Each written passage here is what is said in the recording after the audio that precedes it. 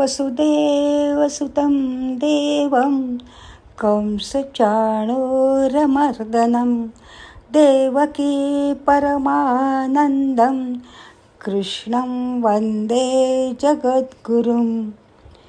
कलाभिषेक परिवाराच्या मैत्र शाखेतर्फे गीताभ्यास स्वाध्यायाचा आध्यात्मिक उपक्रम सुरू झाला आहे. गीता म्हणजे गीतामृतम. गीता हा आपला धर्मग्रंथ आहे. गीतेवर ज्ञानेश्वर माऊली, शंकराचार्य, प्रभुपाद स्वामी, स्वामी माधवानंद, लोकमान्य टिळक, विनोबा भावे अशा अनेक महान विभूतींनी भाष्य केले आहे. गीतेला कुणी कर्मपर, कुणी ज्ञानपर, कुणी भक्तिपर अर्थांतरित केले आहे. अर्जुनाला युद्धात आपल्याला भीष्मतातांना, पूज्यज्येष्ठांना, वंदनीय गुरूंना आणि आपल्या रक्तसंबंधी नातेवाईकांना मारायचे आहे हे अमानवीय वाटत होते, कृतज्ञ वाटत होते. तो युद्धाला तयार नव्हता. त्याचे मन विव्हळ झाले असून विषादाने भरलेले होते. अर्जुन रणांगणावर भ्रमित आणि नैतिकदृष्ट्या हतबल झाला होता. अशा द्विधा मनस्थितीत हताश अर्जुनाला युद्धभूमीवर भगवान श्रीकृष्णाने गीता सांगितली. श्रीकृष्णाने अर्जुनाला एका योद्ध्याच्या रूपात आपले कर्तव्य करण्याकरिता गीतोपदेश देऊन प्रोत्साहित केले. त्याचे मनोधैर्य वाढवले. अर्जुनाच्या निमित्ताने भगवान कृष्णाने अमूल्य अमृतमय भगवद्गीता साऱ्या विश्वाला दिली. गीतेच्या दुसऱ्या अध्यायापासून अर्जुनाला उपदेश सुरू झाला. दुसरा अध्याय सांख्ययोगाचा आहे. श्रीकृष्णाने अर्जुनाला कर्मयोग, ज्ञानयोग, सांख्ययोग, भक्तियोग, बुद्धियोग आणि आत्मज्ञान दिले. त्यामुळे हा अध्याय महत्त्वपूर्ण भाग असून गीतेचा सारांश आहे असे समजतात. मला दुसऱ्या अध्यायातील 19, 20, 21 आणि 22 या श्लोकांवर स्वाध्याय सांगायचा आहे. अर्जुन रणांगणावर भ्रमित होऊन नैतिकदृष्ट्या अस्वस्थ झाला होता. श्रीकृष्ण त्याला उपदेश करतात, पार्था, शरीर नाशिवंत आहे, आत्मा शाश्वत आहे, तो मारला जात नाही. अर्जुनाला योद्ध्याचे कर्तव्य करण्याकरिता श्रीकृष्ण प्रोत्साहित करतात, त्याचे आत्मबल वाढवतात.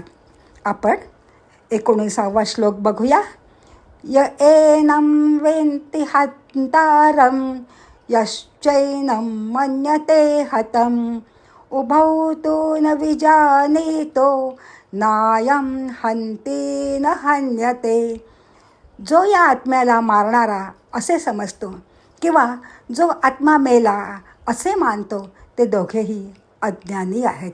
कारण हा आत्मा वास्तविक पाहता कोणाला मारत नाही आणि कोणाकडून मारला जात नाही.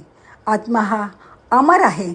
मृत्यूचा भ्रम आम्हाला असतो कारण आम्ही शरीराला महत्त्व देतो.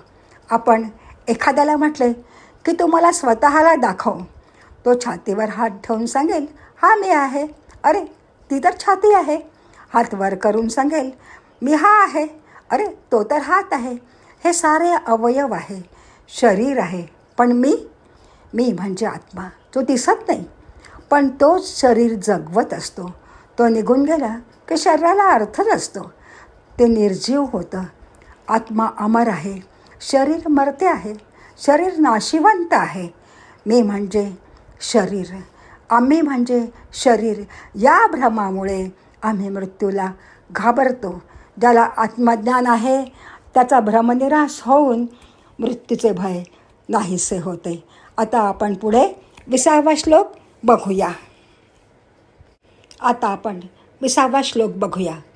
न जायते म्रियते वा कदाचित् नायं भूत्वा भविता वा न भूयः अजो नित्यं शाश्वतोऽयं पुराणो न हन्यते हन्यमाने शरीरे. हा आत्मा कधीही जन्मत नाही आणि मरतही नाही. तसेच हा एकदा उत्पन्न झाल्यावर पुन्हा उत्पन्न होणार नाही कारण हा जन्म अजन्मा, नित्य, शाश्वत, सनातन, अपरिवर्तनशील, प्राचीन आहे.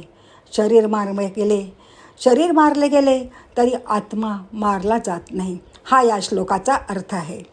शरीर नष्ट झाले तरी सर्वव्यापी आत्मा कधी मरत नाही.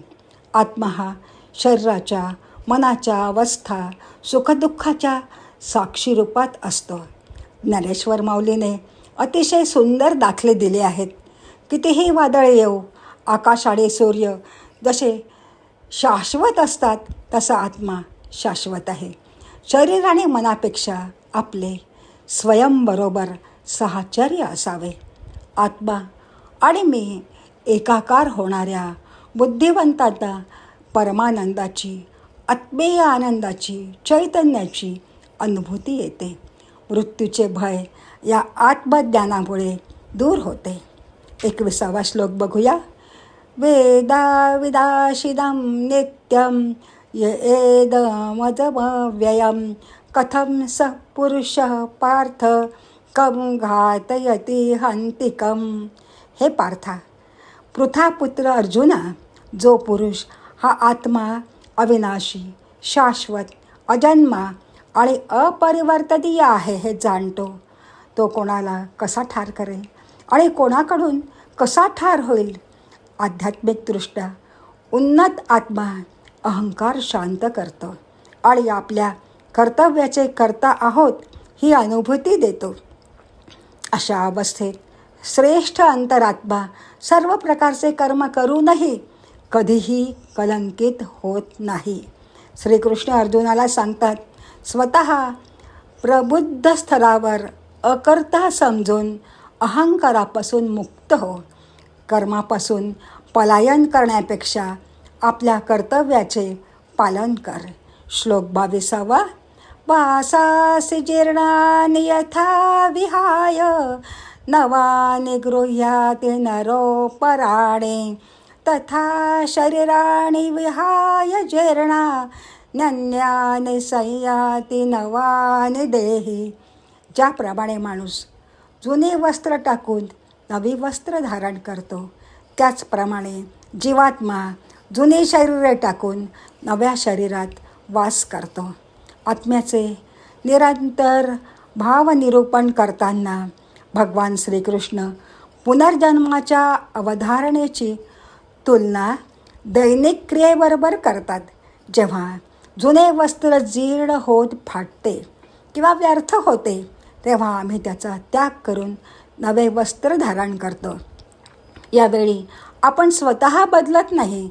याचप्रमाणे आत्मा जीर्ण शरीर सोडून जातो आणि नवीन शरीर धारण करतो. ही पुनर्जन्माची संकल्पना विशद केली आहे. या 4ही श्लोकातून श्रीकृष्ण अर्जुनाला शरीर नाशिवंत असून आत्मा अमर आहे हेच सांगतात. तू शरीराला मारतो जे नाशिवंत आहे. युद्धभूमीवर समोरची व्यक्ती शत्रू असते. तिथे कृतज्ञता, नाते, दया, प्रेम काहीही नसते. क्षत्रियाला समोरच्या शत्रूला मारून पराक्रमाने, क्षात्रतेजाने विजय संपादन करायचा असतो. क्षत्रियाने आपले कर्म करावे, कर्तव्य निभावे. आज सैनिकांच्या बाबतीत आपण हेच बघतो. जणू ते गीतेची तत्त्वे अंगीकारून देशाकरिता युद्धाला सज्ज होतात, पराक्रमाने विजय मिळवतात. गीता जीवनात अत्यंत उपयोगी आहे. स्थितप्रज्ञता, संयम, अलिप्तता, निस्संगता, निरपेक्षता, सकारात्मकता, सत्सत विवेकबुद्धीने विचार करणे हे मौलिक गुण गीतेच्या स्वाध्यायातून आत्मसात होतात. फलाची आशा न करता निरपेक्ष बुद्धीने कर्तव्य, निष्काम कर्म करणे गीता शिकविते. श्रीमद भगवद्गीतेच्या स्वाध्यायाने आपण भक्तिमार्गावर पोचतो. आपल्यामध्ये आध्यात्मिक वृत्ती निर्माण होते आणि आपण भक्तीचा मार्ग अवलंबतो. जय योगेश्वर, जय योगेश्वर.